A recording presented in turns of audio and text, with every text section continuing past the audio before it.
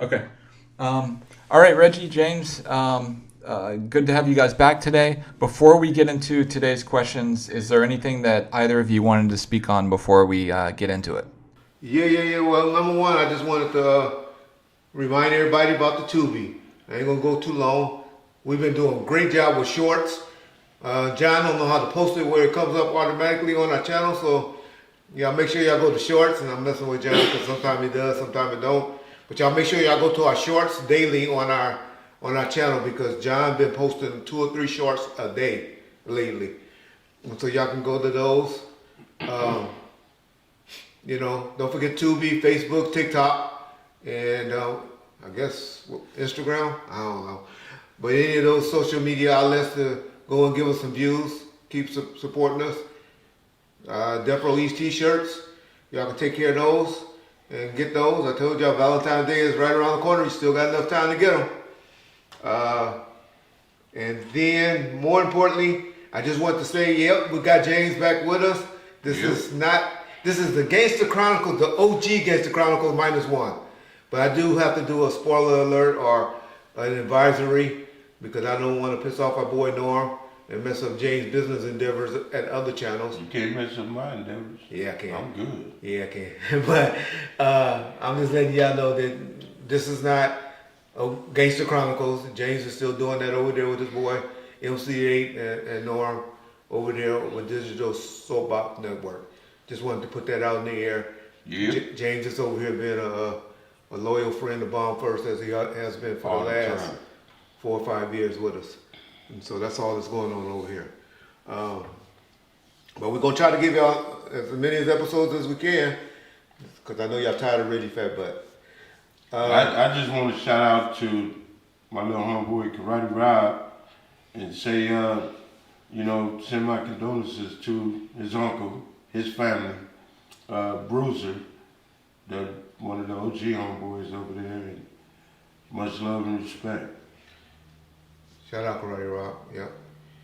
And so I think James gonna have a roll call that y'all gonna be hearing in the next sometime this week, where y'all hear him talk a little bit about Bruiser and on his mob roll call or his Compton Pyru roll call that he's I gonna ain't do. doing that no more.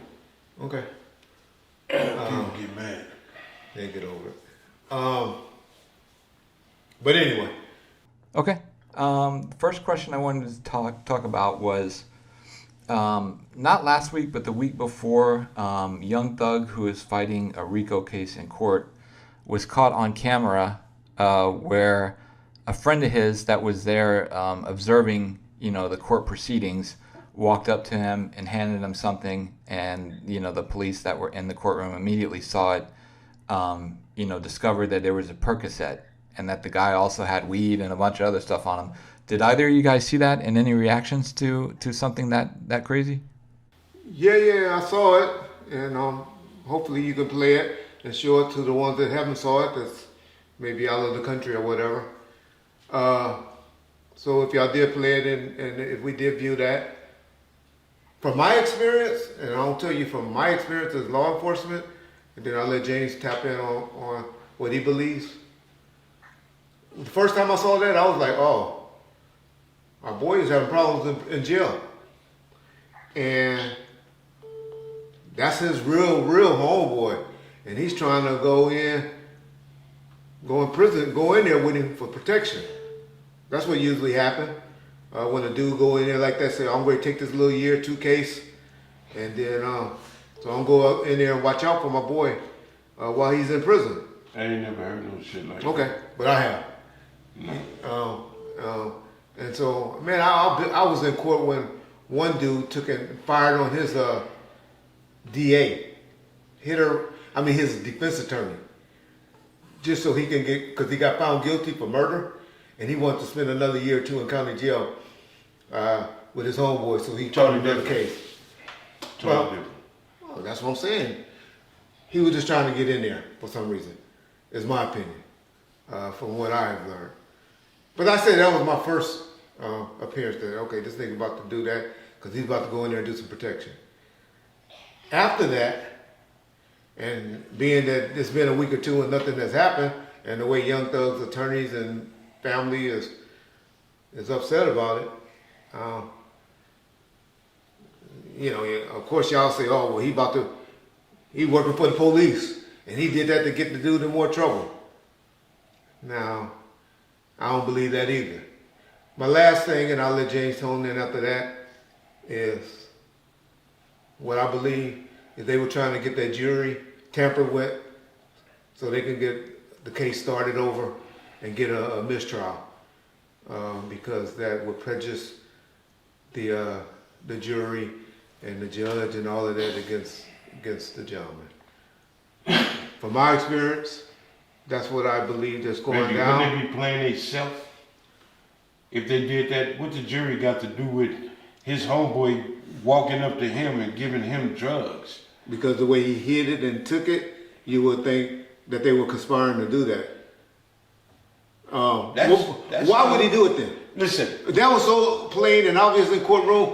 Why wouldn't they do? They knew they were going to get caught. That dude knew. So either one, he was an agent for the government or the police, or he's trying to get a mistrial. Okay. It's one of the two. He ain't did that because the nigga's a druggie. You pay a guard off to get the drugs in there. Here I am sitting in the seat fighting for my life. Okay. And then I got one of the homeboys come just walk up and pass it to me, homie. Give it to me. Too bold. It ain't got nothing to do with the jury, because if he did that in court, the jury gonna say, "Oh, we gonna convict his ass." It's a mistrial. They knew it was gonna get a mistrial. That's gonna be the first thing his attorney Well, is. tell me how it's a mistrial then. Because now the jury is prejudiced against you. You don't like the particular juries on there. Your lawyer want a new set of people on there because he's knowing they have experts out there that goes and look at the makeup of a jury and be like, "Oh, we read this jury wrong. Look at that person." The whole time motherfuckers sitting in jail on trial, they looking at the jury to look at their expressions. Why they happening? Most of the time they ain't looking at the judge or their attorneys. They looking at the jury and their expressions. When you're sitting on trial for a case. I'm gonna take a chance, do that, know I'm gonna get caught. Now I'm locked up. Now he gonna catch another charge. That's 2-3 years. Ain't nothing. Niggas Maybe not to you. I did 2 years, 18 months. Maybe not to you. But it was a piece of cake, to be honest. I ain't never seen that. And yes, would somebody do something and turn themselves in to go to jail? I did it. Every homie out there knows. Shit, one of our biggest homeboys took a case a murder case for his little brother. No, what I did was I turned myself in. I'm saying, do you know what situation I'm talking about? Yeah, I know what you're talking about. Okay. I turned myself in for tickets to get close to a homie because he violated in jail in the county. So you wanted to get to him? I did. So you thinking that's what that dude did that for? Because he wanted to get at Young Thug? What's your opinion? No, not to catch no 2-3 years, not to catch 5 years. Is they that much on drugs? They that strung out? Reg, the average brother ain't finna give up 5 years of his life. Why then? Why did he do it? It was obvious, James. Why did he do it? That was a blatant, obvious, sitting in front of a courtroom, a judge, the attorneys and everything, the way he did that handoff. Stupid. Just stupid. No man ain't that stupid, James. He did it. That stupid. He did it. Cause he got a reason. That's my point. I'm gonna put it like this: we'll never know, but I wouldn't risk 5 years of if somebody will come up, if Young Thug come up there by that dude, or somebody in there come up there, we know that's the reason. Young Thug ain't gonna come up there by him because he wouldn't have got nowhere near Young Thug if Young Thug thought he was a threat. He would have been shocked and bam. You make my point. Thank you for making my point, James. That's what I'm saying. That's my point. But it's a reason that man did that. He grabbed it. He wouldn't even took it. He would have been like, nigga, what? And for a Percocet, please. My point, why? Come on, man. But why, James? Why was that done? Tell me why then, big dog. Because his back was hurting so bad. I got crooked guards in there. Every inmate a crooked guard that would say, all right. One for one. For one Percocet, I can get $100, $500 to pass it off. I ain't saying all cops like that, all guards like that. But there's one. Trust me, there's one. He ain't been in there long enough to get a relationship with him like that. But he got money. So he ain't worried about somebody touching him unless they extorting his ass in there. Now, if they come at him that way, they got him. It's a reason, Jay. But that wasn't no drug addicted person that needed a perk handed to him. no, so there's a reason behind it. We'll never know until Till it happens. And that's when we gonna say that. Well, that's what we hear. We just giving our some, opinion. Yeah, some funny, stupid shit. But come Give on, me a man. reason, Jay. That's not. You ain't give me a reason How many yet. times you? Because I don't have one. That was the. But you were quick to tell me my shit. My story was silly. You were quick to jump over. I ain't never heard no shit Your like that story before. was silly. What I told you, the experience or the things that I happened, you know what my history, you know I've been working the jail since 1984, Yeah. on the streets of Compton since 1990. You know I know. And I'm just saying that what some things that happened to me, where Okay. I observed, not to me, but But you Why don't it see went a down. motherfucker walk into court and pass drugs in Not front that of the simple. judge, No.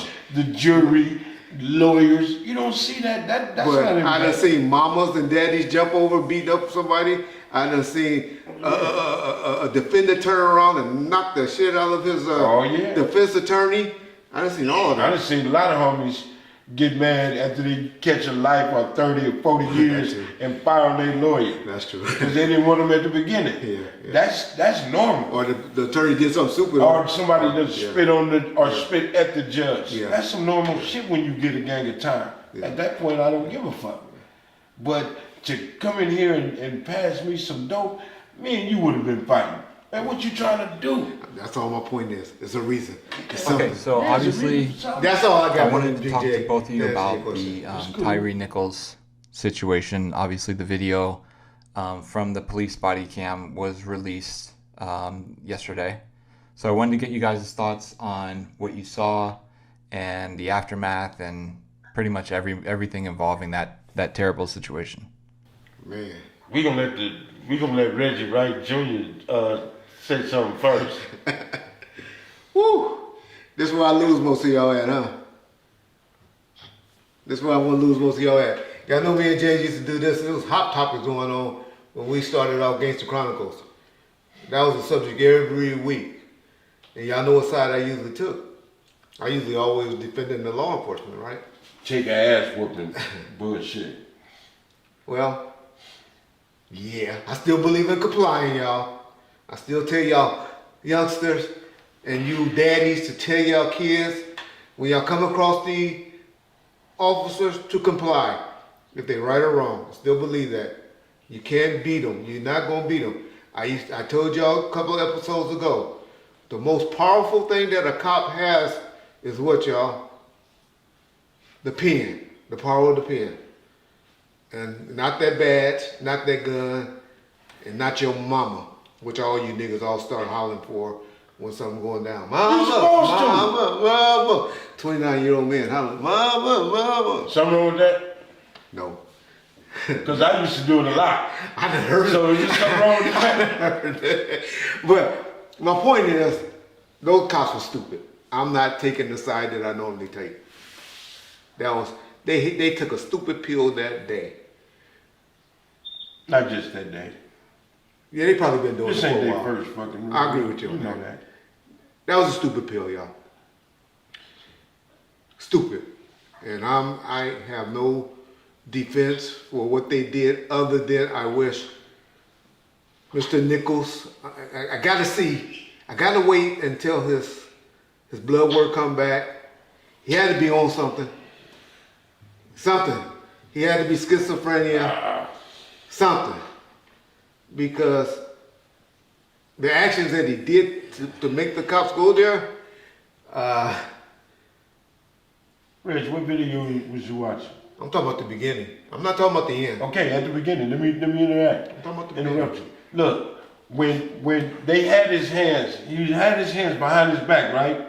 And they kept hollering. They trying to get him. He was Listen, fighting in. Let me tell you. No, they had him with his hands behind his back, still telling him, put your hands Y'all behind not your gonna back. make me seem like I'm defending the See, cops. 'cause he I'm is. not defending the cops. You But go full of ahead. shit with it. He had his hands behind his back and they was firing on him. They was hitting him while his hands were behind his back. But they kept saying, put your hands behind your back. Y'all already got his hands behind his back. Now answer this question. That's a cop tactic. Okay, thank you. I wanted you to answer that. That's good. He got a gun. Stop resisting. Yeah, How the that's fuck a tactic. can I stop resisting if I'm on my belly with my hands behind my back and you got your knee on I didn't see that part. on my neck? No, I'm just saying. I didn't see that part. I seen him resisting and running. Not just with him. Wait a minute. From the first part, all I'm defending You ain't answering my is comply. All I'm defending is the comply part. Teach our kids to comply. Man. If he would just sat there, put the handcuffs on, took the bud with him or whatever, if you don't believe in the Bible, which I do, I believe that was his date, like his mama said, that my son was put here on this earth for this situation to happen, Reggie Wright believes in that. Reggie believes that all our dates and God already knows what's going to happen to us. God knew that this was going to happen like that, and he was going to be a martyr or whatever in that way. As Reggie believes, I know a lot of us don't believe that, but that's I hope you ain't the motherfucker that killed me. Because I hate to hear the sad story. You know like what? that. We may have, God, it might be wrote in there for us to be this cool on the podcast and one day for one of us to shoot each other. Okay. We don't know. God knows from the Bible, I believe. He already knows that I'm going to do this stupid activity. See, with me, I accept it. If all the shit that I've done and hurting people, I accept it. I ain't got no cockamamie ass story or with an apology with what happened. I'm not apologizing for anything. No, I'm just saying. You just said he should take his ass whooping. I said comply. Rewind this one. I said he would have been alive if he did. Okay, I ain't saying you should. Reggie. I ain't saying you should take it, but he'd be alive if he would have. Can you answer this That's question? all I'm saying. Is it hard to comply? When they already got it in their mind, they finna whoop your ass. Is it hard to comply? Oh, James, I'm asking you. Answer my question. All I'm asking people to do, parents and young kids, if y'all listen to Reggie on anything, y'all don't have to. I know most of y'all think I'm an idiot, dumb. 56 years old, I've been doing all right. 55, however old I am. But, comply, y'all. We can live the fight another day. We can go and deal with it. Ain't that what Ice Cube Daddy told him? Come on, y'all, let's live for another day. But, No, let me, my turn. okay. The average person that do comply winds up at the end of the stick 80% of the time. The ones we see on TV. Yeah. There's a lot of brothers that sitting in jail right now that did comply. See, you want to cut me off. Okay, but go ahead. Now you made me forget what I want to say, so, but I'm going to say it like this. The average person that complies still get an ass whooping, Reg. The average black man, young man, can't take an ass whooping. Why you think you heard George Floyd holler for his mama? Why you think you just heard this young man holler for his mama?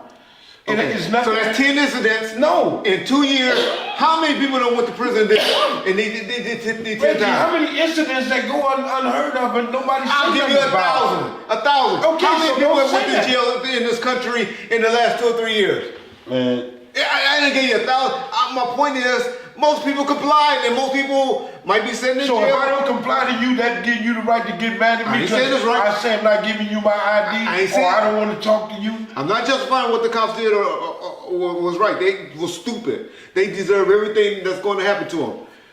I'm not doing that on this situation. Not doing it at all. Well, rock with me then. Rock with me. All I'm doing Rock is trying with to me. educate and say,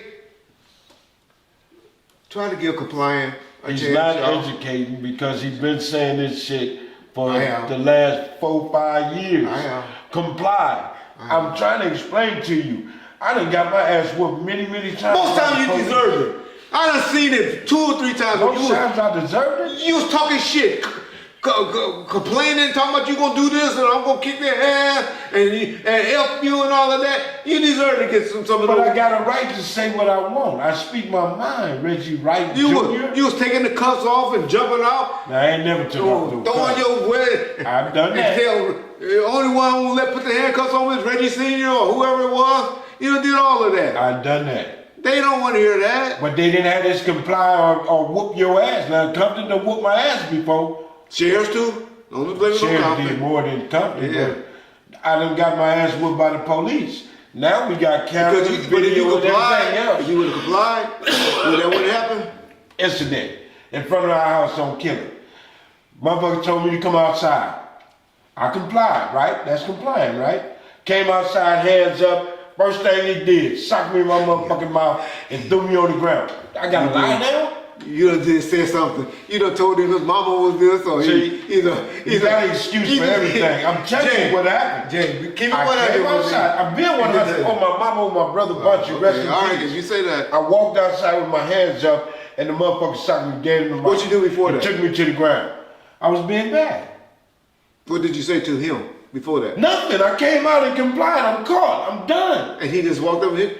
Those type of cops, let me just get you straight. That's dirty cops. But y'all always call Reggie Wright up there. Reggie Wright, y'all ain't got no history or no body. All the dudes from Compton, you fucking motherfuckers from the East Coast or the UK or whatever that talk that stuff. Yeah, whatever. But if a nigga from Compton, California, that was where Reggie was at, come and say Reggie did that to him, then Reggie was dirty. Ain't never in life did anything like that to him. I just think. But that's a dirty cop. If what Jay's describing to me, I totally agree with y'all. Need to go to jail. Well, I look at it like this. Rodney King incident. I didn't have a problem with it until after about the 30th hit. The 30th hit? The 30th. What about? I'm about to walk out on this motherfucker. The 30th hit. I'm about to walk out. Rodney deserved. That's what happened. You think a motherfucker deserves? The judge said after 48 or something like that is when they got on your shin with a stick. Have you ever walked into a bed rail? Yeah. No, just answer the question. I know it hurts. Okay. But you stop moving and But anyway. How the fuck you stop moving and you getting beat with a stick? Oh, right. The average motherfucker just, okay, don't hit me no more. Y'all just saw the end of Rodney King. Rodney King situation, Rodney was flipping them off, playing with himself, doing all type of stuff. You don't see it on the video. Because the white boy didn't start taping it until later. All right, well that's. You know, it take a while to go run and get them big ass VHS camcorders. Well, everybody ain't got a phone walking around with a phone in their hand now, like they do now. Like I said. Or the cops having camcorders, or the city, which it caught on a pole, man. Cops are stupid for even doing stuff like that man, now. The problem is, and these is 5 black guys. Yeah. That killed a black man. It don't matter if he a white cop or black cop. It's wrong, especially when you see it. It's fucked up. Oh, they wrong. They stupid. They need to be in jail for the rest of their life. What are they trying to prove? I don't know. You know, we just destroy ourselves. I don't know. So there ain't no difference. They should get the same amount of time as if it was me out there and did that. They got caught. They messed up. They deserve everything that they get happen. Power trips. Now, but what I want to see happen, y'all, and what we got to learn from this, and unfortunately, y'all gonna get mad at me again if y'all ain't already mad. But if these were some white cops, or in a white community where this happened, these cops have been fired and put on trial in 21 days, y'all. In 21 days from this incident. White police chiefs and all that, y'all gotta learn to take example, but this is not gonna always happen, y'all. This is not gonna always happen, so please, y'all, don't think it's gonna always happen like this. That was a black female chief that didn't want her city to get tore up and knew that those cops had messed up. And I just hope white police chiefs and administrators learn from this. It do play something with it, Reg, but you gotta look at it. After George Floyd, I think they took too long. They had to hurry up and respond to this. That's what I'm saying. Shit. That's why she did that. And that's why it happened. Oh, that's my point. Fast for them. It wasn't just because I'm just they saying, I'm just throwing this out. quick. We don't get used to this happening this quick, y'all. Don't think this is gonna be the norm. People like Ben Crump and all of them want to start saying it's supposed to happen like this all the time. It's not gonna happen like this all the time. All right, let me ask you a question. It's not gonna happen like this all the time. The white officer that was tasing him, you think he should be indicted too? He should go to jail too? I don't see no white officer on there. The white cop is the one that was tasing him. When he had started running, the white cop, the initial one, he started tasing him. Yeah, that's what they give him to you for. When you run. Him to you for. Yeah, he must have pushed him or something. I think he pushed it. He did something to get away. I swear to God. He did something to get away from that cop. Reggie, but this motherfucker, he must have did something. If he would have complied, the white cop would have detained you. How many times have y'all just walked up to you? You said somebody just walked up to you and socked you. Okay, but you did admit you was talking head before that. I didn't say I was talking shit. You was. I say I got caught. Alright, you was. But my point is, I know you. I know you. You can play this shit to the YouTube. I put that on my mama. I didn't say shit. Something. I don't know what it was, No. but you did something. James McDonald. I've been knowing you since you was in the 4th grade. Okay. Okay, and I ain't 10 gotta years lie. old. And I ain't gotta lie. You don't generally lie. I don't have to lie. You don't generally lie. He But socked me in my. This was the sheriffs. They socked me in my motherfucking mouth. You did. And when they took me to the ground, they whooped I I don't know. Maybe just because I haven't saw it, and they didn't do that around me. Eric Baradine. You was talking that to him from the swimming pool days. That was different though. I'm trying to give you a difference. All right, go ahead. He was a little brutal. He caught me, He was a little brutal. or so-called, allegedly caught me in the midst of a crime. Okay. And he said he was behind me, a car linked behind me. And I got arrested. Oh, Wow. you did a drive-by? Come on, man, why the fuck is you talking like that, bro? I said alleged. Yeah. Okay, allegedly. On allegedly. It wasn't a drive-by So you got either. arrested for it. It was a shooting. Yeah, like I beat it up. I know. So thanks to Reggie who? Ford and Reggie Wright. Come on, man, let me Okay, talk. go ahead. So when I got to the jailhouse, to Compton Station, he went big, like he was bad as a motherfucker. I remember this Now situation. this is a weenie cat that I've been fucking with ever since The pool days. Ludus Park Yeah. pool. Swimming pool. Now he done He was a became- lifeguard, James was a... Now he became a police officer. What I was saying to you earlier, police officers are human beings just like us. A lot of them that turned police officer were being bullied or used to get their ass whooped back in the days when they were younger. Some of them was treated fucked up. Now they come out of that shell.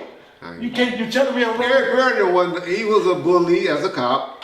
He's fucking city attorney. He was a DA. And He all was the that. mayor. He was the mayor of Compton as well. He's city attorney of Compton now. So My point is saying all that to say, yeah, he was a bully and all of that. But he when he wasn't became no a punk. police officer, He wasn't no punk. He ain't never been no punk. what he was. He wasn't no punk. What he Eric grew up in was. Compton. He played football at Compton High. His mom and daddy lived on Central and Nutty Block I know a lot of motherfuckers play football. all his life. Punk. I'm just trying to say, Bitch. the way y'all want to put all cops just because it's a guy, only booty niggas or busted ass niggas become police. And they ain't true. That There's ain't- some that slips through the cracks. That ain't because what of the I record. just said, though. Come on, John. That ain't what I just said. All cops are booty. I didn't say that. I did not say You that. said most of them, majority. Most of them come from that background. Did he say most of them? Most of them, and I'm gonna say it again. Most of them come from that being bullied, that mentality. And I take it on the other side. Okay, let's just say some of them. I agree.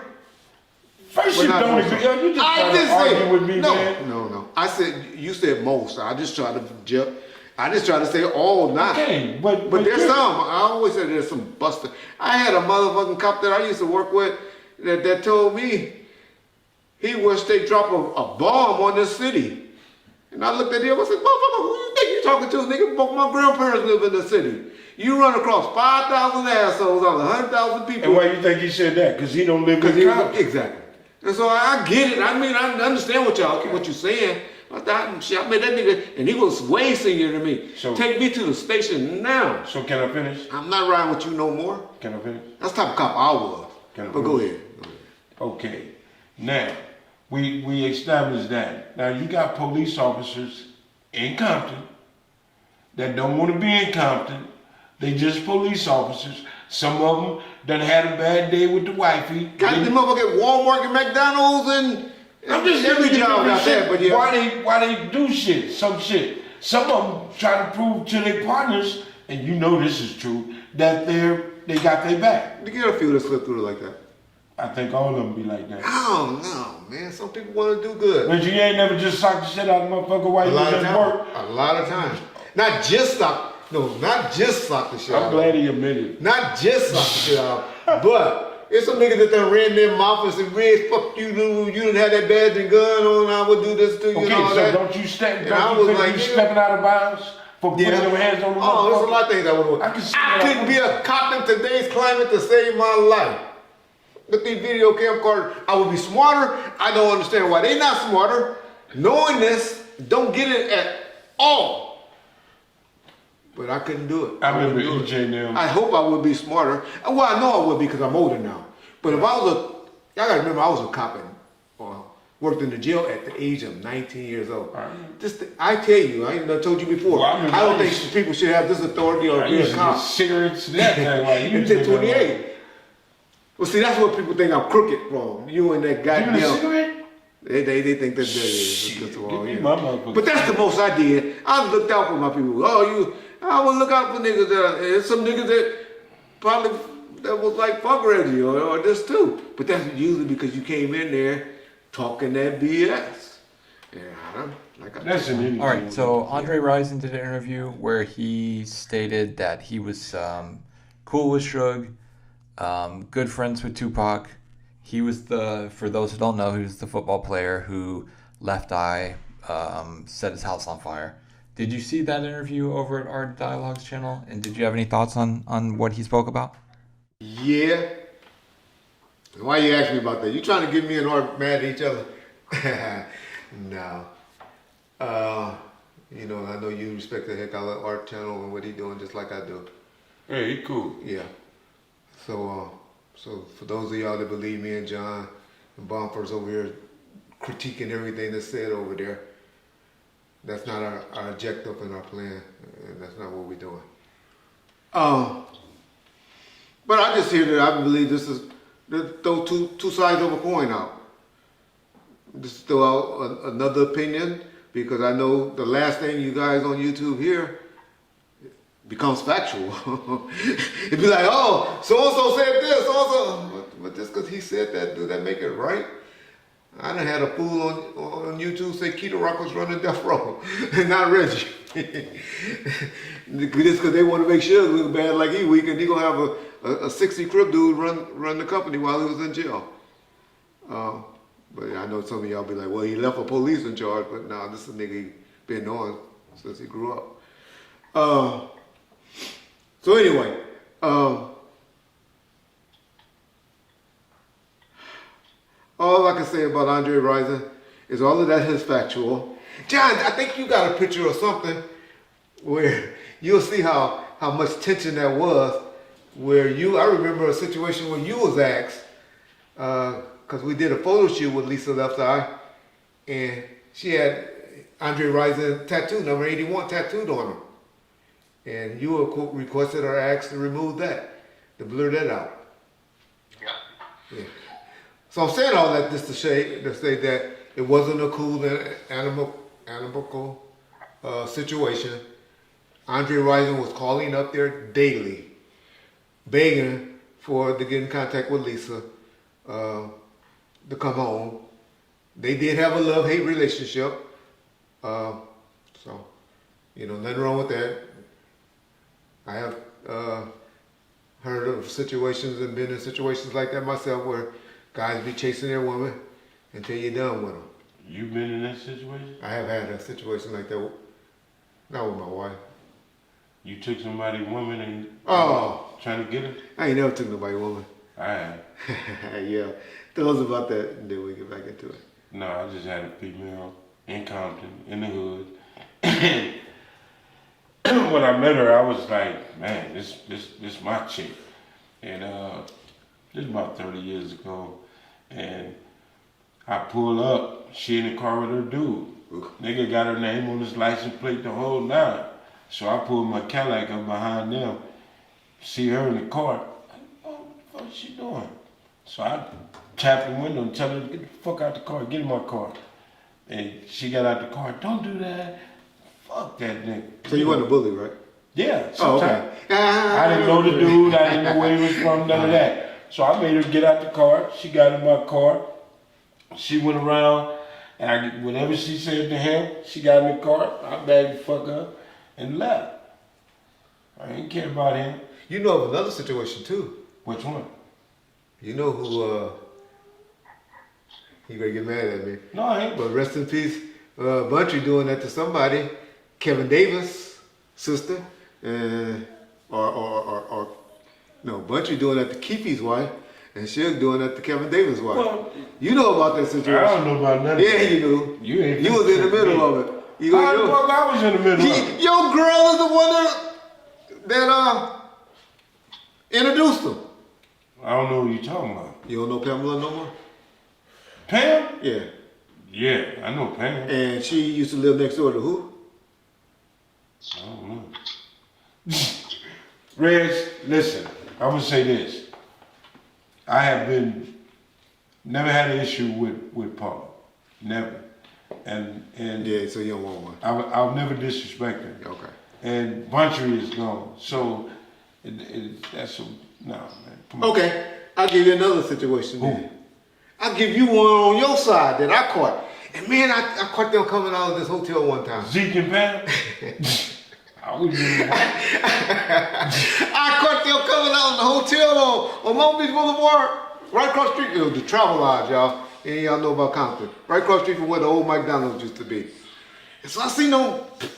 So I pulled them over. I pulled Zeke over because I knew that nigga over in Southside. I always say y'all with Zeke, always in with the Southside, right? And so I said, oh man, I done caught this nigga getting a big load, picking up some. So you saying my baby mama a hoe? I ain't said nothing yet. I say it for you. And so I go and say, I go in there, I was like, so I pull Keefy, not Keefy. I pull Pam and Zeke over. And I come, I go, whoa, this James woman. On the That's where you wrong. I said, this is baby mama, this is woman. This is the chick I always see at the spot on Orchard when they have any parties. Right. And so I'm like, damn, what's going on? But I'm like, I'm still ain't thinking Zeke is being low down like that. He wasn't.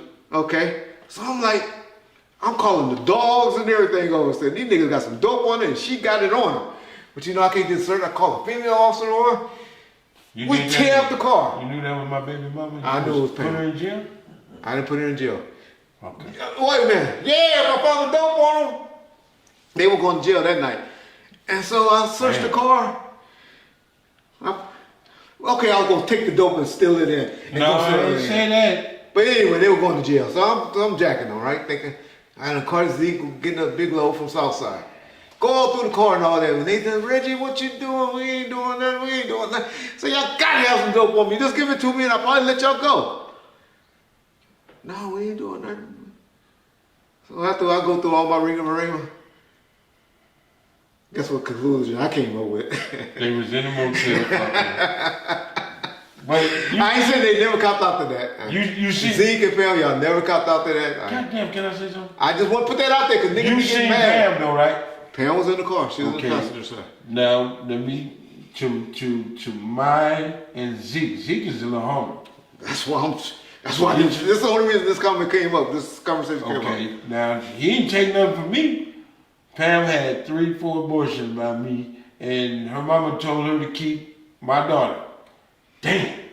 But after that, me and Pam wasn't no hella couple. Oh, gotcha. Pam used to pay, and Nigga, Pam was over there at the house with you on Diane for the longest. that was her mama house. Oh. I went there. Pam knocked on my door. I didn't know that. With me, Sharice, and my thought that was mom. your connection. Me, Okay. Sharice, and my mama was in the kitchen. I'm making spaghetti. Pam knocked on the door. Pam gave me $250 to not walk back in the house and get in the car with her and go on Diane. So from Diane, I started partying. Yeah, and you everybody did. out there know. Every Friday night. I had a party Whole Thursday, apartment. Friday, and Saturday, Every- and Sunday. Then we started the football thing.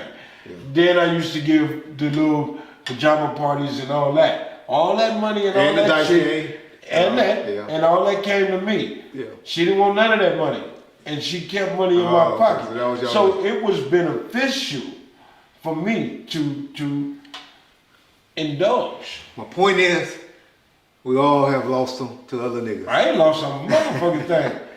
I mean, I ain't the first nor the last to fuck, now female.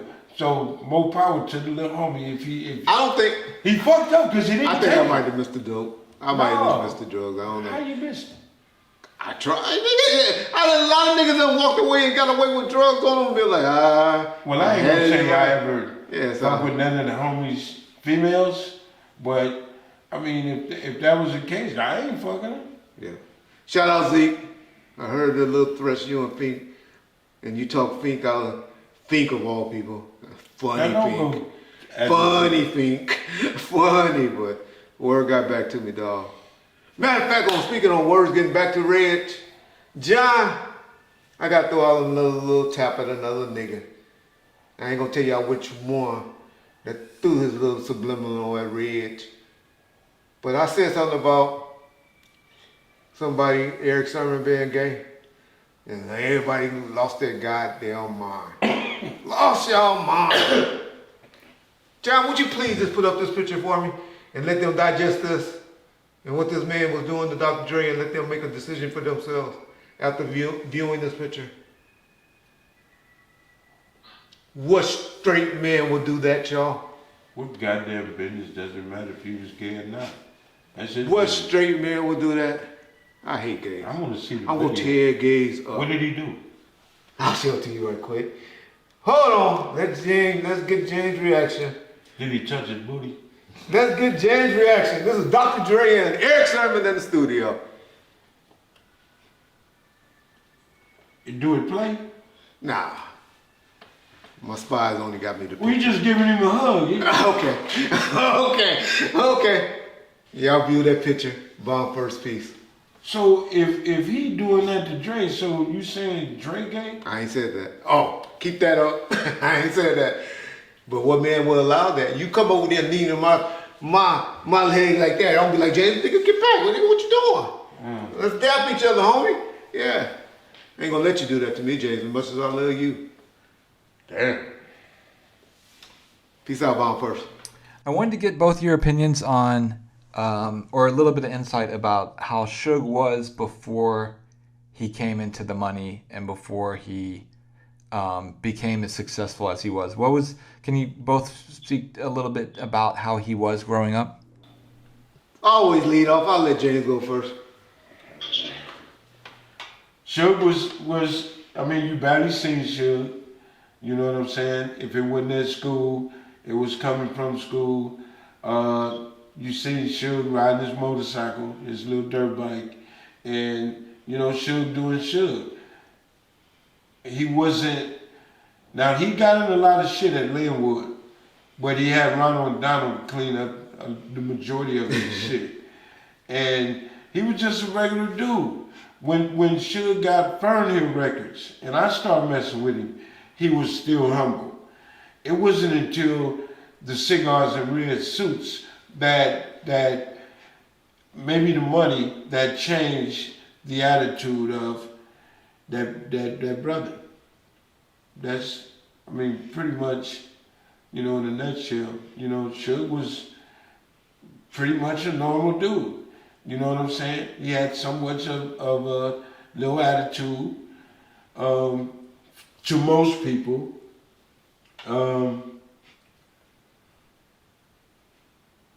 Yeah. The money. I'll go back a little deeper into Suge because I've been knowing Suge since he was in the 3rd grade. I was in the 2nd grade. That's about when I met Buntry, 2nd grade. I think we had Miss I forget her, the fat white lady, at Stephen C. Foster. Mm-hmm. So we all went to Stephen C. Foster together. And James, you probably was in Miss King class. I got kicked out in the 3rd grade, so I didn't last long there. So we went to Foster, and we all deal with this athletes, playing baseball and football. This coach, I used to play for the Yankees. His name is Mr. Harrio. Shout out, hope Mr. Harrio, hope you're still alive.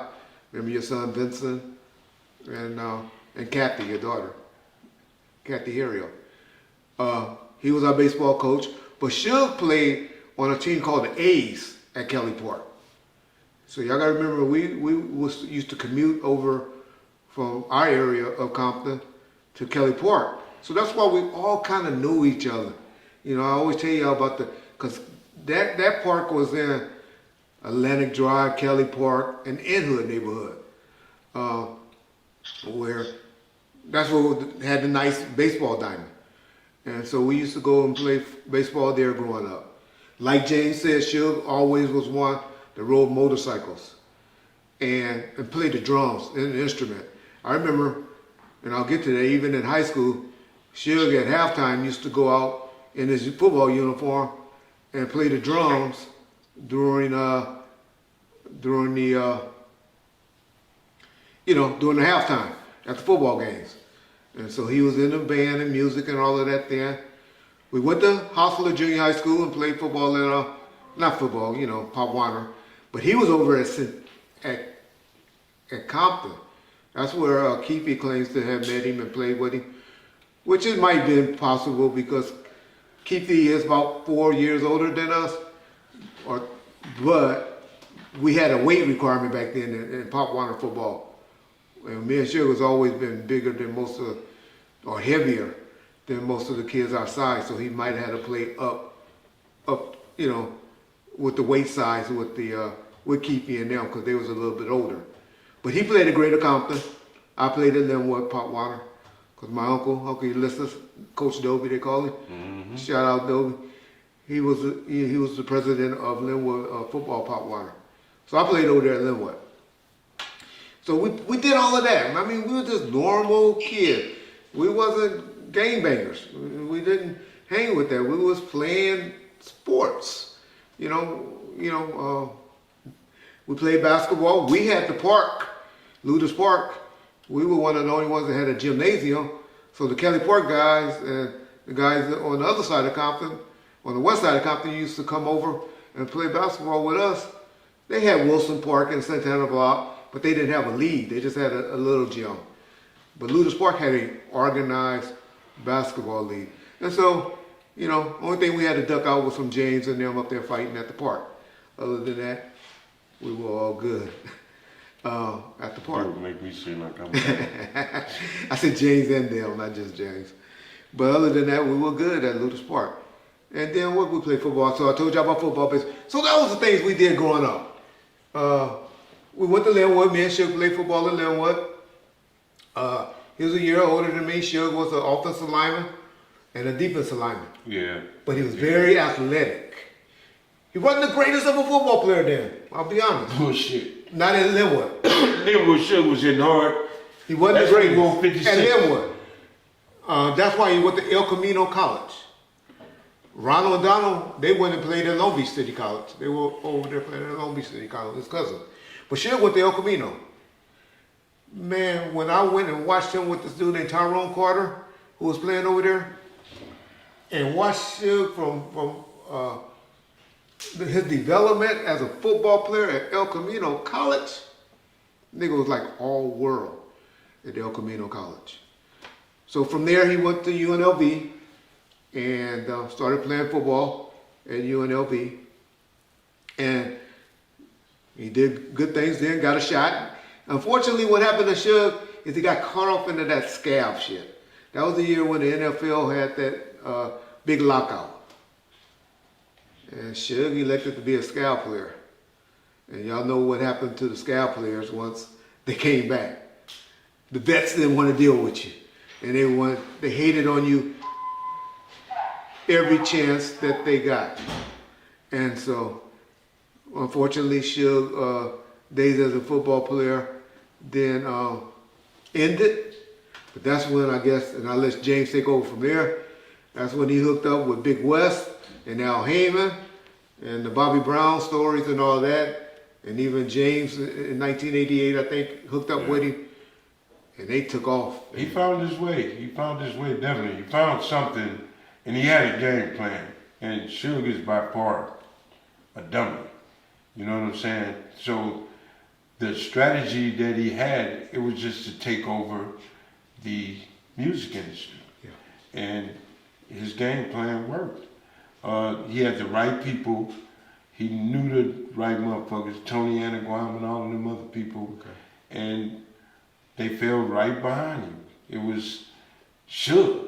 And all the guys, the majority of the men, the rappers and singers and shit, was kind of like leery, scared, skeptical, whatever you want to say, because Suge was a big dude, and from that one concert, they seen all the guys that he could bring. He had behind him. They not on the outside looking, and when they seen that, man, I'm not fucking with Suge. And from everywhere you would see Suge or in his people, it was dangerous. It was niggas was getting their ass whooped like for real, with no question asked. And then here they stepped it up when Buntry and Neckbone and George and Juju. Now we talking about niggas that ain't got no conscience. And an ass whooping was extra on their check. So motherfuckers was quick to give out an ass whooping. Yeah. Quick. So Suge put his stamp on a lot of shit with just that. Yeah. And just the fear that the industry had of Suge and his people, what this big dude to do. I mean, Suge will pop up at your shit. And you be like, how the fuck this motherfucker know how to... Always popping up. Popping up at but they'll your actually say, that nigga used to just pop up. Yeah, intimidation is a motherfucker. Yeah. So, you know...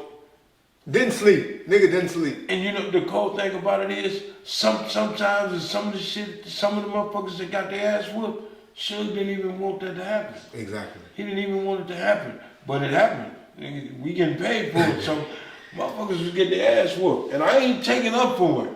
I know people gonna be saying, you talk whoop to whoop and now you taking up for him. No, I'm just giving it calling it all it is. Yeah. But, you know, and on that note, my only problem with Suge is with my family.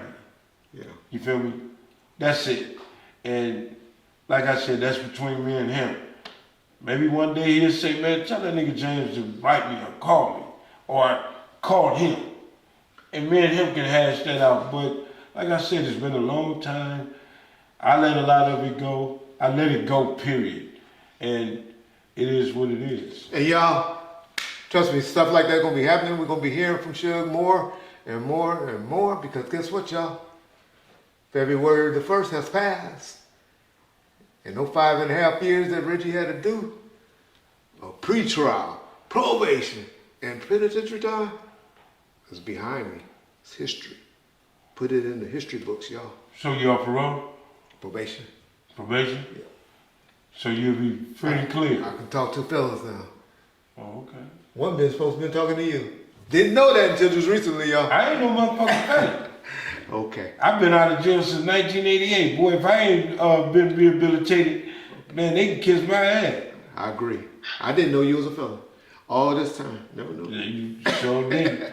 That's why you sending me I'm glad you keep telling me. I'm glad you still telling me you ain't a felon. I'm not a felon. He never told me. I don't know. I don't do background checks on motherfuckers. No. If anybody know I'm a felon, it's you. Peace, mom, first. All right. I wanted to get, I know your perspective on this, Reggie, but I wanted to get James' thoughts on what he feels like were led to the downfall of Death Row. What do you feel, if you had to pinpoint it to a couple of certain events, led to Suge losing that company? I believe he lost focus. I believe when he started drinking and all the other things, he wasn't focused no more. And he allowed himself, he consumed himself with something he shouldn't even did. He shouldn't have did the homie thing. He shouldn't have did the, I'm gonna show them I'm with it. He shouldn't have did the hood shit. He should have stayed on point with being a businessman. I don't think Death Row would have been there without y'all. No, Yeah. I'm not saying. I'm talking about the entourage, the fear. No, I'm not saying that. Okay. I'm saying to be CEO of a company and then to take it from the curb. Trying to put 1 foot there, way up 1 here. foot there. Yeah. He should have stayed. But could he do that? Yeah, he could have did that. Listen, a prime example. When we had Fern Hill Records, we had 5757 Wilshire Boulevard. We on the 12th floor. Suge, you don't have to do this. I'll go and we gonna handle this. Going to Ruthless Records. You ain't got to do it, but we got this. Yeah. You handle the business side of it, which is he went in office. And that's one thing I love about LeBron James, y'all, how he did that. He was good where he just took 4 or 5 of his homeboys from his neighborhood and said, this is your job, this is your job. That's what I'm saying. This is your job, and I'm going to do this, and y'all bring everything to me, but y'all responsible. So I get what James said. But that's all he had to do. Stay behind the scenes. Yeah. Remember when Suge first started, Suge used to wear this green suit. Okay. Right. He wasn't, when he got the money, now it's just, everything is out there. Everything is out there. It changed him. And once he lost focus of being a businessman, what he've accomplished, and start dibbing and dabbing and all that other shit, that's when shit fell apart. Now mind you, and you know this, all the assaults and shit, people was blaming it on Suge, and now they caught a case. Suge had a box this goddamn high with assault cases, all kind of bullshit in his office. They had to fight. They was fighting a lot of shit that he didn't even do. Yeah. But by him being Suge, I can think of 2 or 3 different murders more than that I know of, where the police came and was convinced, and you guys on YouTube still convinced that Suge had something to do with, and Suge had no.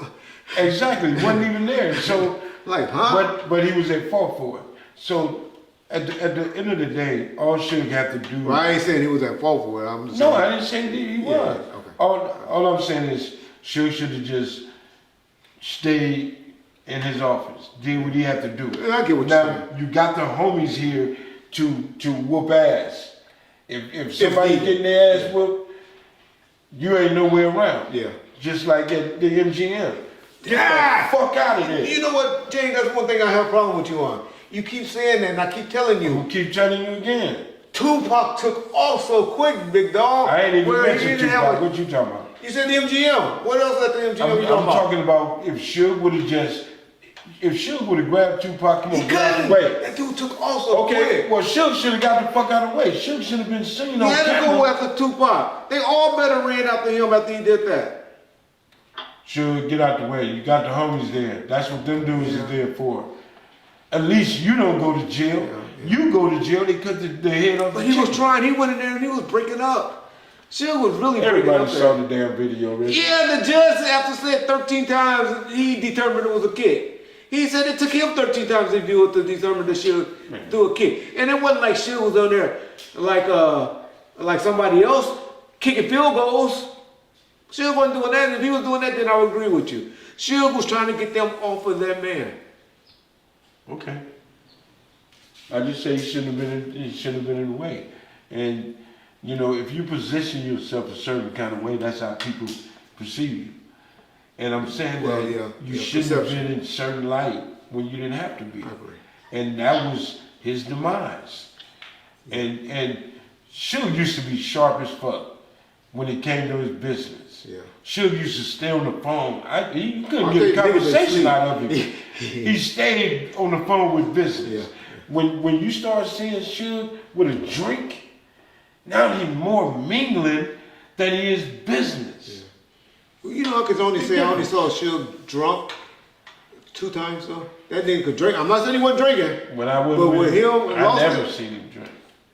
Oh, gotcha. But when I seen him throwing up from liquor, when I never seen that. Yeah, but I'm saying that documentary you saw, pissed that wasn't that wasn't him. That wasn't alcohol. I know that wasn't alcohol. It was drugs. Exactly.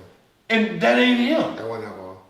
Oh no, he was from P.D. Pablo on back. I gave him a pass because you had just took what the government took away from him in 2006, 2007. I probably would have been sniffing on something myself.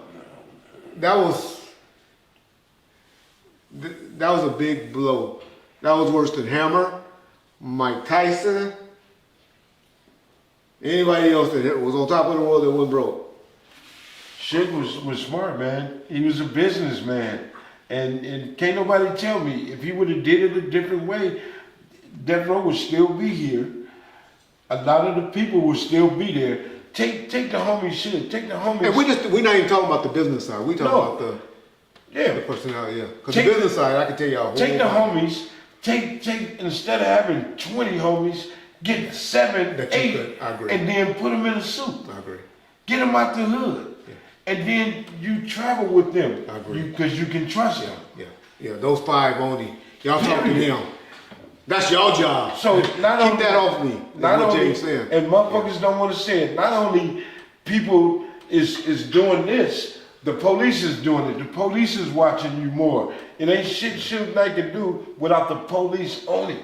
Yeah. All that trying to incorporate the police and all that other shit and hire this motherfucker from over Police, let me just say. No, see, every time I say the goddamn police. You be saying stuff, but then, just like you got that said. If you don't want my truth. And motherfucking rampart cops around me and stuff. I ain't said nothing about no damn talking about the bank robbers and shit. 5 YouTube channels have made, you did. And 5 YouTube channels have made videos about that. So I ain't gonna let you, that's why I had to. I said you had the robbers? Yes! You don't even remember. You was being funny. You was making a joke. And you don't even remember. I don't even remember that. John, educate my brother.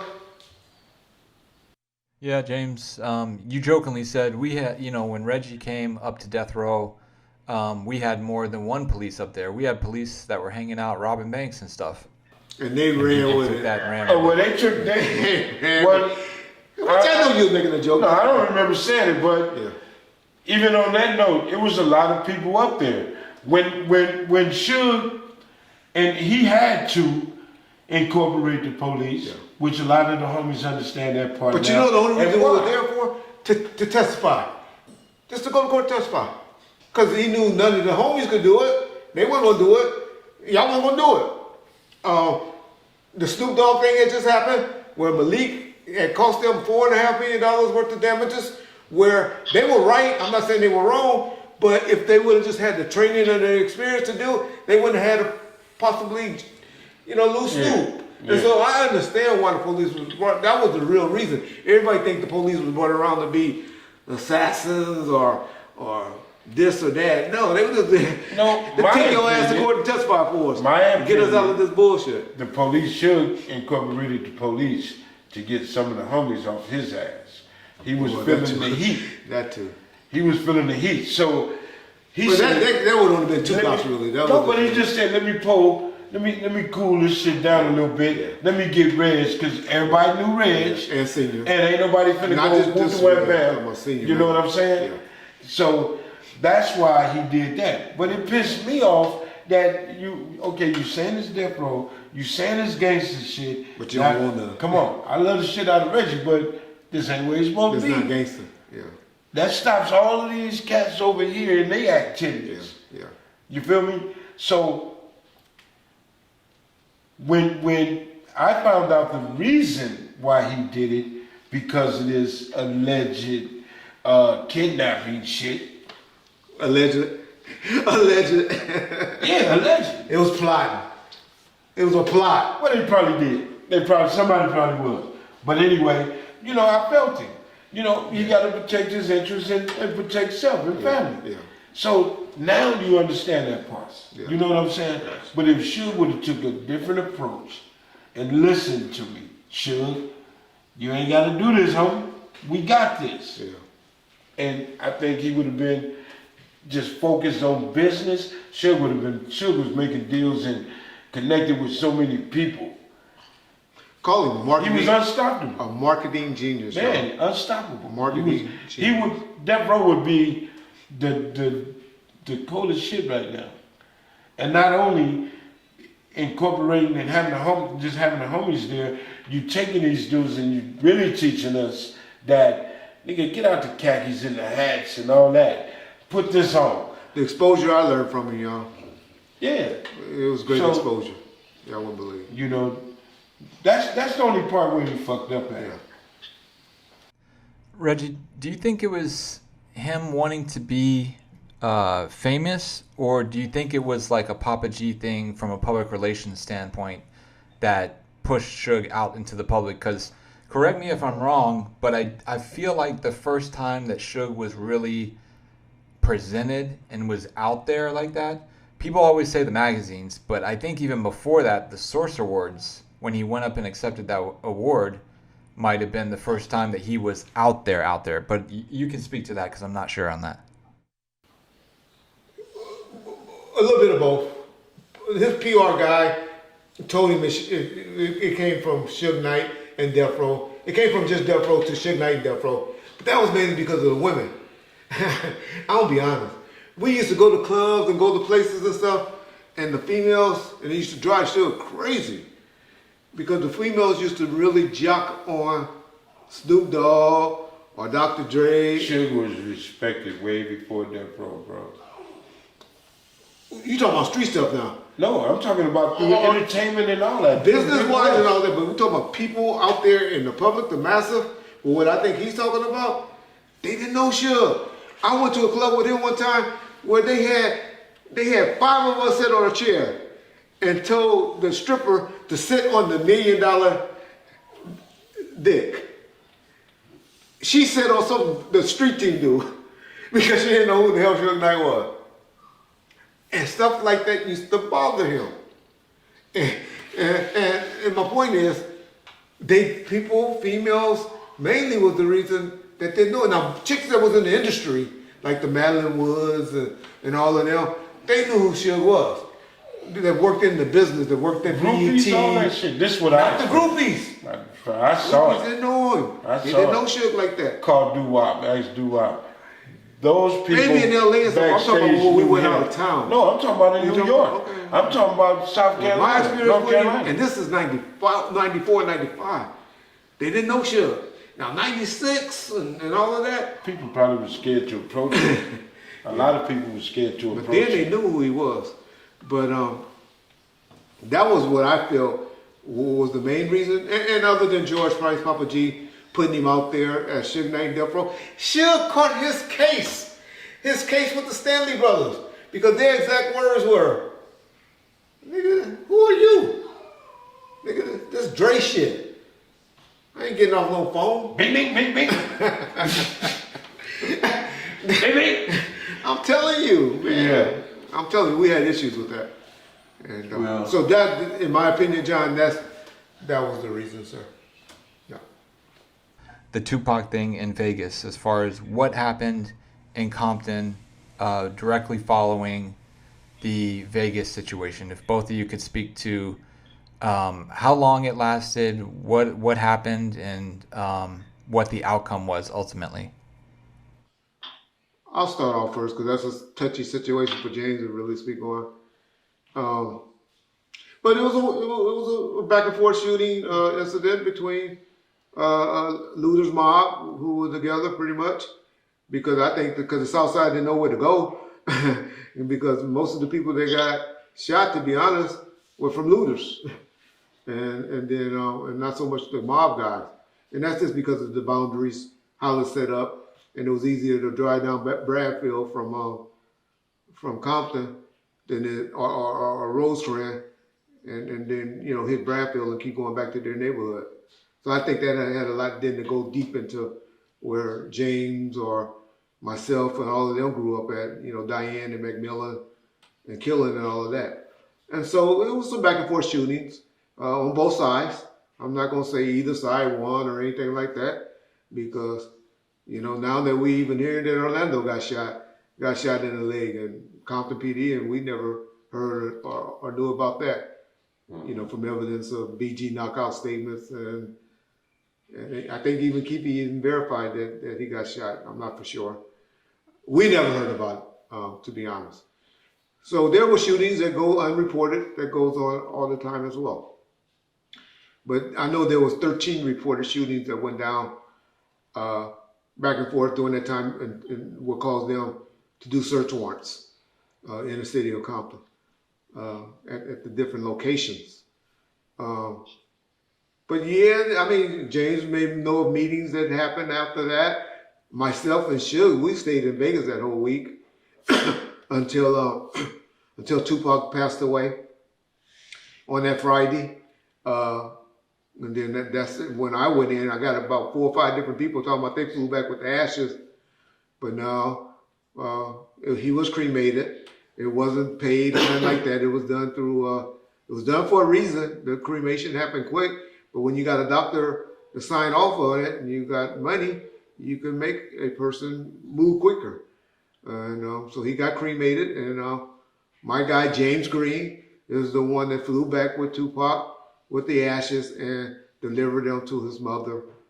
And then we all know of them having a ceremony where they rolled him up in a marijuana joint and smoked him. Some of him. And where the rest of Tupac ashes at? That story was true? That story is true. And where's the at? They had a beach ceremony where they all smoked because they said they want him to be with them forever. And so they put him in their system. Where the mother or Sep or the Anglo or whatever, where's he's at now? The remaining of his ashes? I don't know. Wow. Yeah. Well, I know right after that incident that night, a lot of people went home. A lot of the homies went back to Compton. And from that point, from where I stood, I believe that when he passed, that's on the mob now. You know what I'm saying? Because that's on our watch. And say that, even though, yeah, that's a good point. Because people always say, well, why James said they had to do something if, and then they went back and did that if he wasn't from the mob. But you made it. Because he was from the mob, I like it's just what on you're our saying. watch. It's Exactly. just, Tupac was proving himself in front of the homies when he took off on Orlando. So, and he was with Death Row. So, Suge is the homie, Suge woo. We didn't have a choice.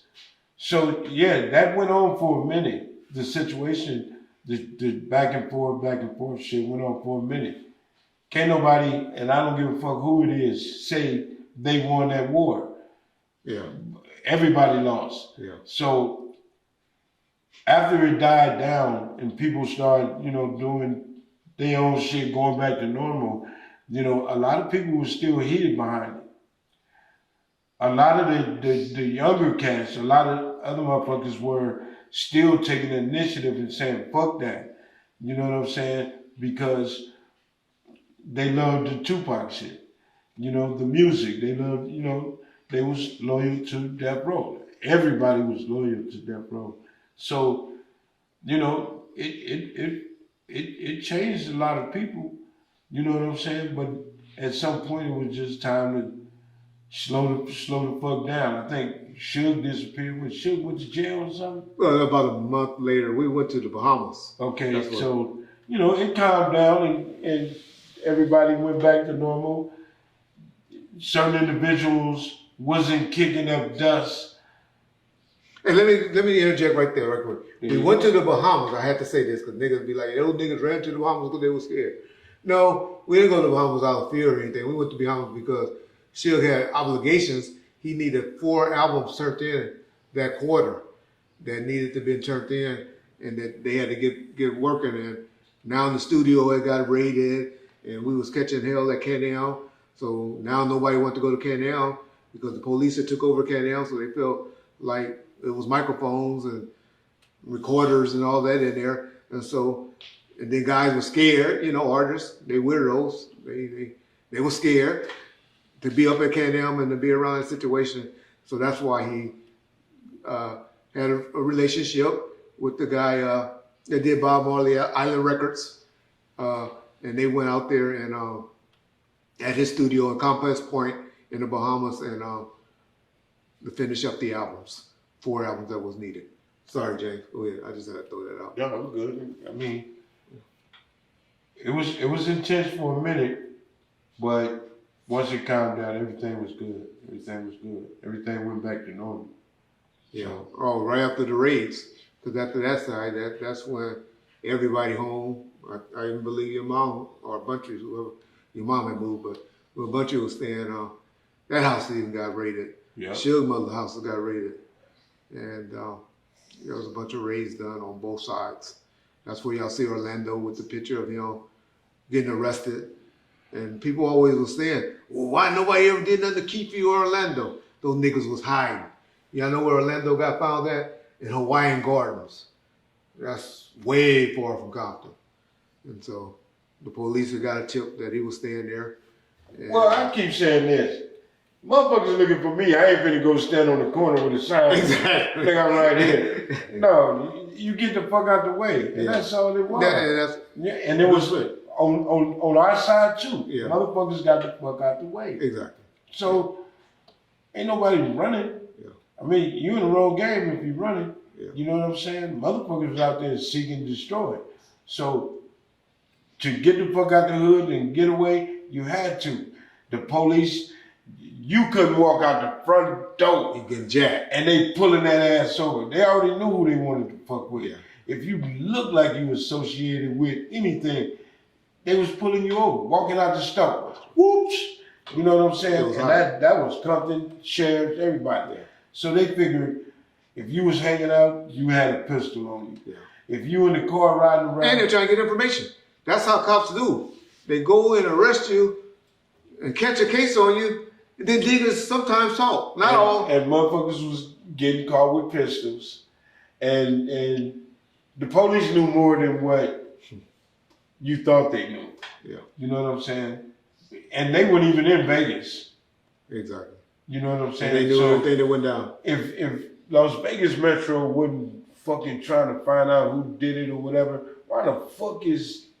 That's only because it came from Vegas back to Compton. Yeah, exactly. And motherfuckers was getting shot, so they had to get involved to stop the shooting. But that shit? They told my dad that they were in Vegas, the two homicide detectives, Sergeant Manning's and now, they said they were in there to do what?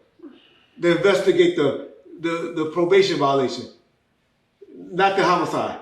What probation? Suge? Sure. That's why they always try to say they came. Oh no, we're not investigating homicide investigating a simple assault or a probation violation.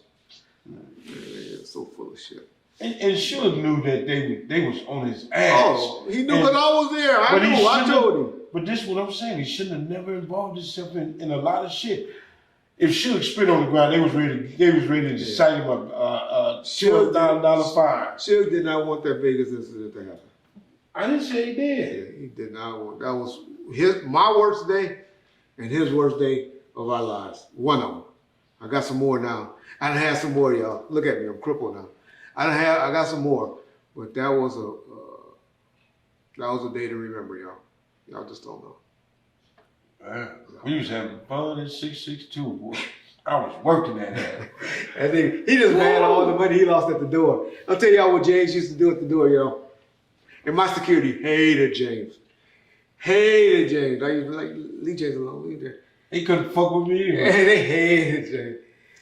Oh no, we could have kept you out of there if we wanted to. Man, come on, Reggie. Nigga, I went there in Las Vegas PD. Sit that motherfucker in the back seat of the car. Did that. And Daddy did that. Daddy had a goddamn problem. Well, I love James. I told you, I love James. But James used to go to the ballers. Because there was a line around the corner. And him and this boy, whoever was with him, not boy, like boy, his homeboy. His people, yeah. His people would go and walk the line. You want to get in? He'd give about $500, $1,000, whatever the amount, I don't know. No, Death Row was charging, Sugar was charging $80, I think, $50? Shit, 75 to $100 a head. Yeah. So I would just walk in, okay, this motherfucker, he got all the jewels on. He got 13 people. Come on, meet me at the back door. Oh my God. And I would get them for $50 a head. Some motherfuckers, they charging $250 to get in there. Y'all, and they was standing in the line to get in. Standing in the line. I don't know how hard it was. I charged $200 a person to get it on the little small area of the VIP. Oh, the patio. Man, them niggas come over there talking about, man, these days supposed to be, yeah, they is. I put them there. They with me. I had problems with James. But goddamn, I was on fat day. Money, yeah. All my pockets had money. I was cool. But see, that's sometimes that's how I had the perks. Yeah, perks. Just get it. Because why? James was there also when, if I'm having a problem with Zeke, who was trying to bring a gun in the club or whatever, I would just take the gun off Zeke and say, Zeke, go back in the car. And James would be like, no, you can't come in here. You know, where I didn't have to go in the police mode. James was just like, all right, Zeke, you know you can't come in here. and take them to the car. Situations like that. Where James was always a good buffer for. Well, just calming and toning it down with the little homies. Exactly. Yeah. Because as you guys still don't want to comply with the police. Could you imagine a security guard at a club that's your homeboy club trying to tell them to do something? Oh Lord. Man, I remember some security guards was getting their motherfucking guns took from out. Niggas was whooping their ass and taking their guns. But this on other, not your people. God, this dude got a motherfucking what you call him? I know. I just gotta clarify stuff. If I said Reggie security, I'm gonna say Reggie security. Some security guards, some guards. Oh my God! First piece with everything. All right, yeah, go to the next one. Okay, James, can you speak about what happened when you guys early on went to visit Eazy-E's office, and then later on, I guess he hired Mike Klein from the JDL to help him security-wise. Can you tell me if you had any thoughts on him after you guys did the office situation? No, after we went up in there and took care of our business, and Suge got what he wanted, we left. Anything after that, we didn't have a problem. We never sat down and talked about that situation after the fact, or he hired somebody else. I wasn't concerned with none of that. My only job was to go in there with Suge Act stuff, us to do. We did it. We didn't let they security or nobody else in that office. So who was the security? Was it Animal or two was big ass motherfuckers? The twins? Were they Samoans? No, they weren't Samoans. So it probably was Animal. It was one real big old black motherfucker. He calls himself Animal. I don't know who he is, but he couldn't go in that office. he laid down. Okay. So Suge went in there with Jerry, closed the door. We sat out there with the security. They wasn't going in, and Suge came out. Suge was happy with what he got from Jerry, and we bounced. After that, I didn't hear anything about a situation or, they hired other people. So I couldn't tell you nothing about that. Have you ever heard of Mike Klein or the JDL? No, I thought y'all was talking about Tom at first, but no, I ain't never heard of Mike. No. Okay. James, can you speak to if there were any incidents that you experienced when you were working security at the courthouse during Snoop's trial for his murder case? No, we didn't have no incidents. I know those guys came up there. They were mad at Snoop. They came up there with, we gonna get that nigga, yada yada, telling me he needs this and that. Mind you, that Snoop had his pops at the court, and those cats couldn't go upstairs. We just wasn't having that. My job was to make sure Snoop get from upstairs, downstairs to his car, and that's what we did. But yeah, they was coming up there threatening him, and Suge put a stop to it. Yeah, and I always had two security guards. Marcus and Kenneth was with him every day as well. But they, like I said, they just make sure Snoop is good. Yeah. They wasn't there to deal with the dudes. That's what James and his crew will go and be like, "What's up?" Well, not here. Our job was to fight at the courthouse if we had to, and prepare to go to jail right there. Yeah. So if anybody would have came in there saying that they finna do Snoop or get him when he walk out, somebody, either us or they was gonna get their ass whooped, or all of us was just finna go to jail. Now, let me ask you, were they from the Shoreline area, or were they mainly his guys from Long Beach that couldn't get hold of his people? His guys from Long Beach. Yeah. Okay. His people. Yeah. James, can you tell the story about when you and DOC got into it after like a crazy car ride or something like that? Yeah, we just doing the grand opening of Death Row, and this is the first time all the homies got on tuxedos. We in the limo, and we pulls up to where we doing it, pulled up in the parking lot, and DOC jumped in the front seat of the limo and took off with all of us. So he drunk, and he got us going. I'm talking about tossing us like a can of motherfucking sardines, right? So he pulls back up in front of where we doing the venue at. And the homies ready to just break his neck, whoever driving. They mad. The homie Rock was like, no, I'm gonna get this nigga. So I told Rock, hold up. So time, everybody get out the limo, and Doc get out the limo, close the door, and just laughing. So I just like, fool, you nigga, you think this funny? And he just laughing. So I fired on him. He slid down the limo, and I'm finna hit him again, and the broad is hollering, he hit DOC. And then Suge came, and Suge walking like, who hit Doc? Nigga, I did it. And what you do? What'd he do? Nigga, you know this nigga took off with us in the limo. Nigga could have killed all of us. He was drunk as a motherfucker. This before the accident or after the accident?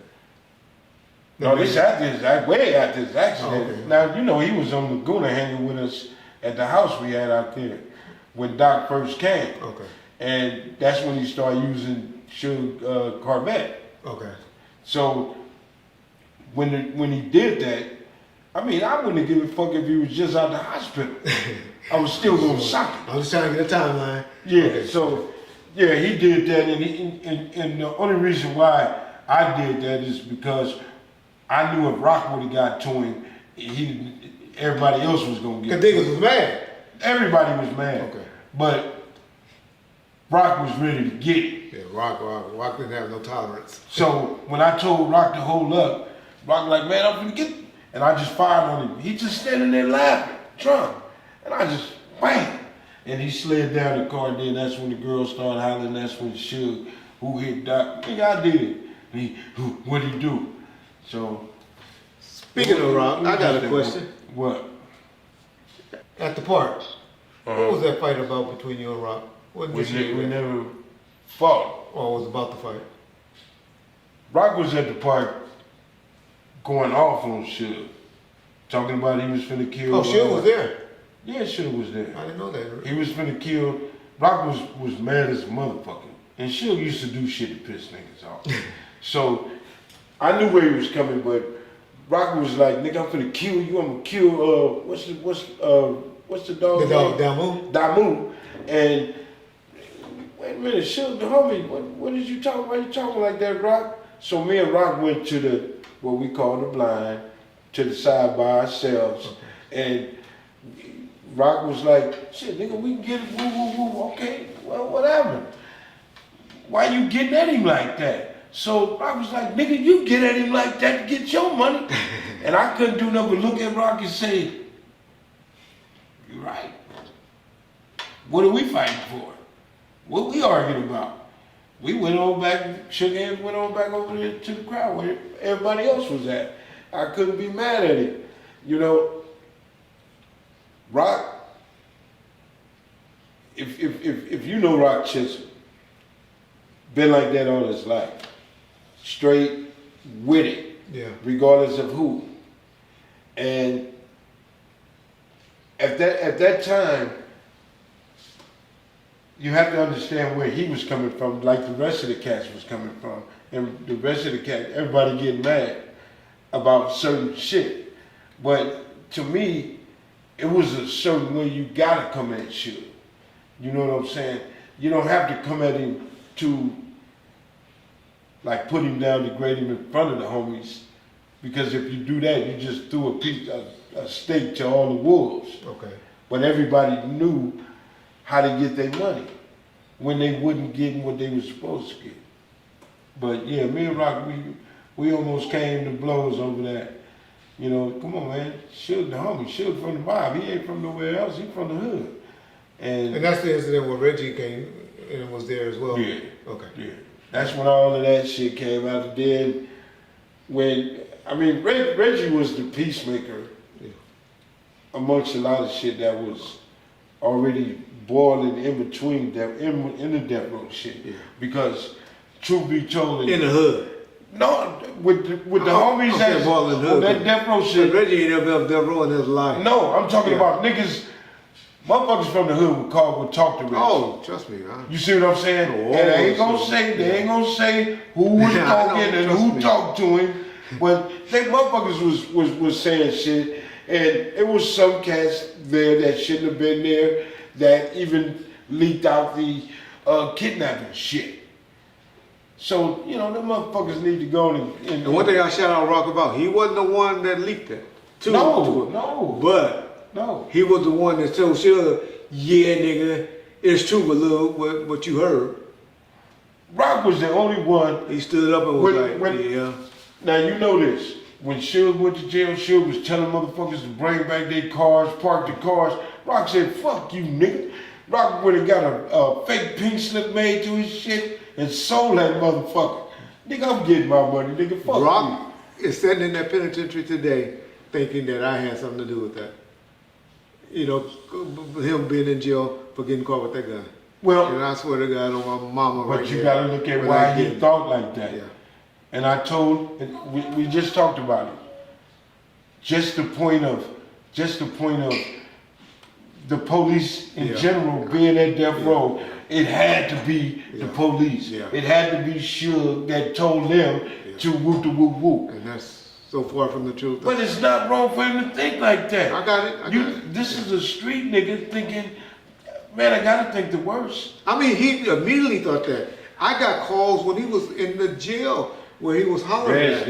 All the motherfuckers that work for Suge up under you, they gonna listen to you. So who he gonna think is the first one to say it? Yeah. You know what I'm saying? But I bet you he won't think that today. I hope not. No. I hear he's about to get on. Shout out to Rock. I Hope hear you do. He got at least, a parole date coming up. What y'all don't know about lifers and stuff like that, people have dates, and then you got an L where you go before a board.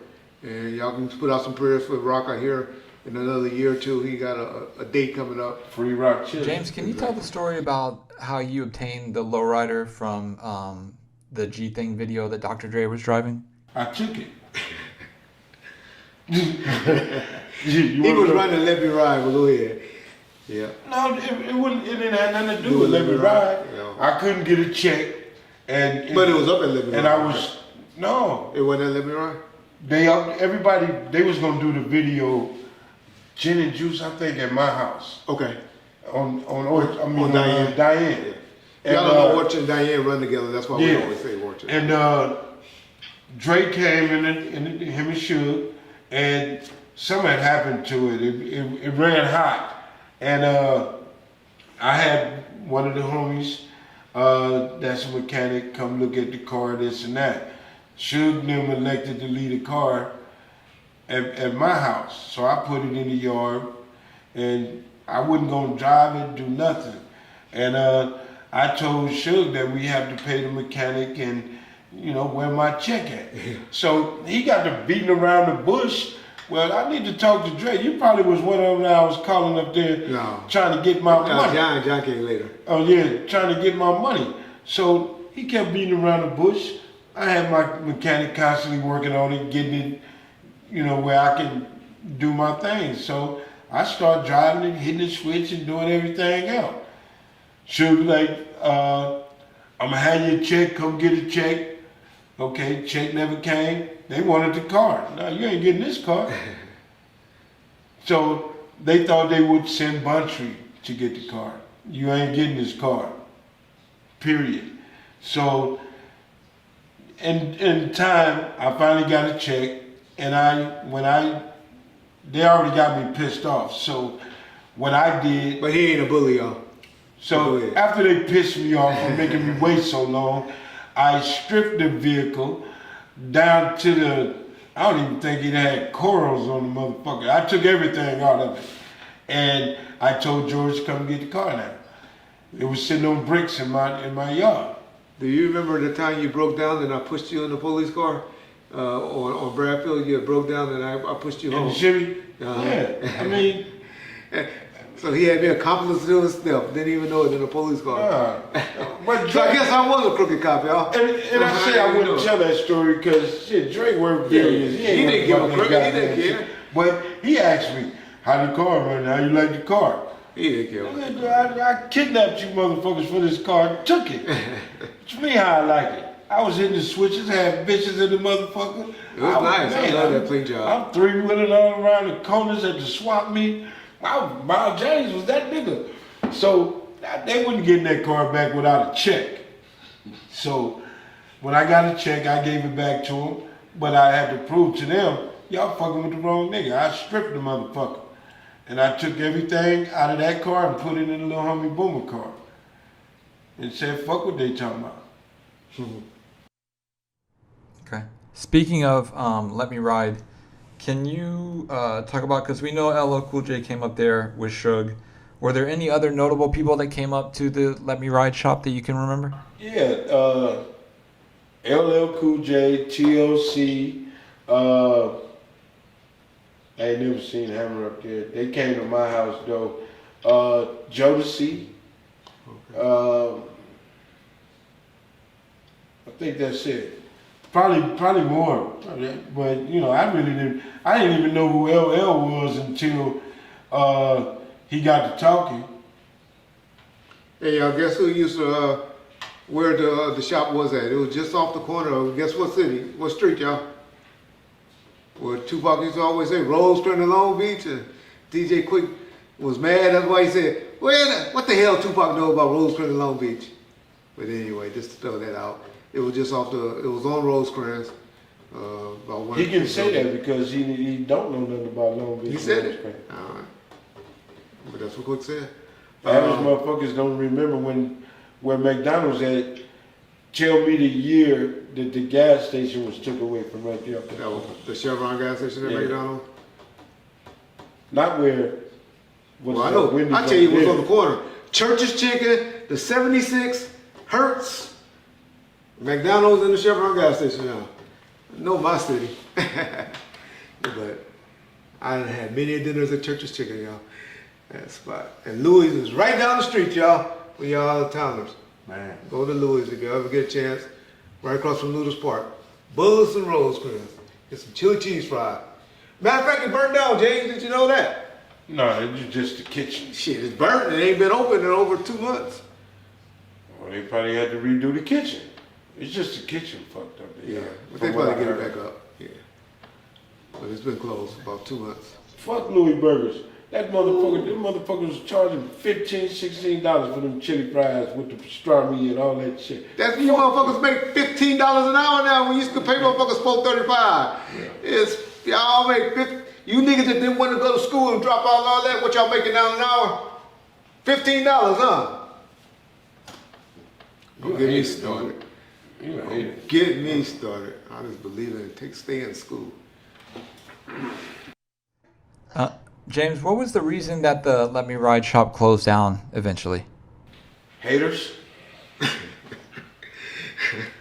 we was doing so good, and I call myself a lightweight ass businessman trying to learn and understand the hydraulics and all that shit. And Suge didn't bring, the first time Suge put money in it, he bought a lot of parts and all that shit. When our first customer came, what I did was charge him up half up front, and then the other half, once his car was completed, he'd see how his shit is, and then pay the other half, which I thought was the smart way. We was hooking some shit up. We had two Mexican guys in there that did the reframing and all of that shit. The welding. Yeah, and the welding and shit, and Suge didn't want to pay him. So part of the money that was coming out of the half up front was paying them for reframing, for all the welding shit they was doing. And then we took the rest of it and bought the majority of the things that we need to cut this car, get this car right. Which back then we had Red Hydraulics. And I was pretty much cool with the guy at Red Hydraulics. You know what I'm saying? One of the guys that was working there lived in the hood, had money, you know, Mexican guy. So I was able to work it that way, and we was getting shit, and then on the back end, on the other half of the money, I would pay what was owed to Red Hydraulics. So we was doing the cars and shit, but certain individuals thought that they could bring their lowriders in there and just change out solenoids and do different shit, which I put a lock on the locker, and that ain't happening. This shit costs money. And, you know, those guys was, you know, people got to talking shit and this and that. Boy, that was my second home. I ain't had to go nowhere. We had the women there, had the liquor there, and I was cool. All they had to do was leave me alone. John, that's all they had to do. So, motherfuckers got to talking and got his Suge gear. Suge wanted certain shit and wanted certain shit to be done, but he still didn't want to give up no money. So, I hired my grandfather and my uncle. They mechanics. So I started allowing people to come up there to get their brakes, oil changes, and all different types of shit done. And, you know, Buntry and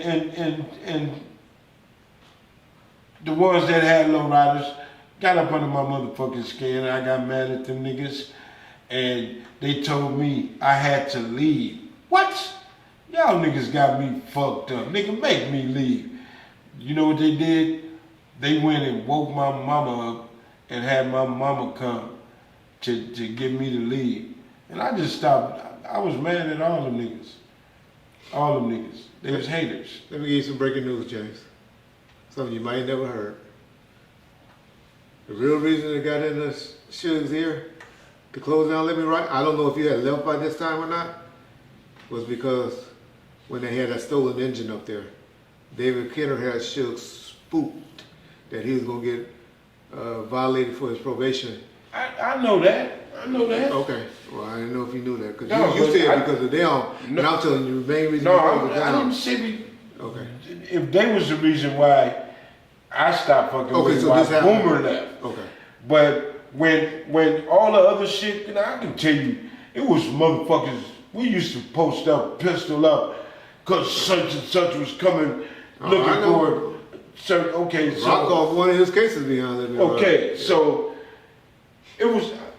We did more than Yeah, yeah. security. We did more than cut cars. We did more than That was that. the spot. There you go. Because if you fucking with this dude right here, man, let's roll. Yeah. You had serious gangbangers ready to fucking I was whatever. hanging there that will So conjugate up. them niggas had to cut that bullshit out.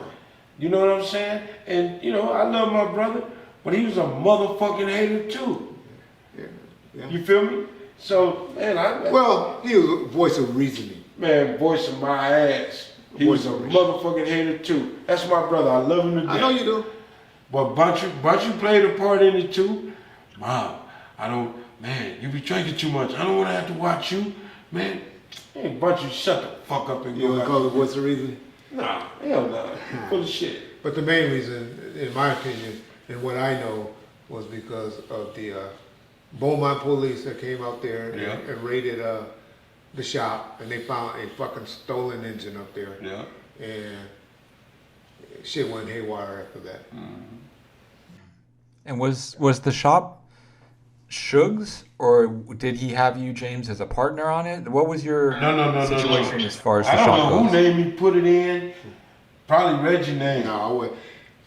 The shop originally was Pat Johnson's. That was his location. Okay, well he probably kept the witch column then. Correct. All I know is we ordered the sign, Let Me Ride Hydraulics, and we was in that motherfucker from that day on. And the homies used to sleep at this motherfucker. We was there 24 hours. And, you know, that was like the headquarters at the beginning. And I don't know. You know, we did good up there. You know, but it attracted a lot of other people, you know, because they heard that the mob had a hydraulic shop and this where it should be, and a lot of strange shit started happening. Like, we done had a couple of shootouts up at that motherfucker. Motherfuckers driving by and popping in the air or whatever, but wasn't nothing we couldn't handle. Yeah. And it was real close to the Santana area as well. Hell, down the street. Yeah, right down the street. Across from Elm Lane. If you ever been over there at the Reno System, directly across the street from the Reno System. For those of y'all that's familiar with Compton on Rosecrans. That's where the shop was that we're talking about. All right.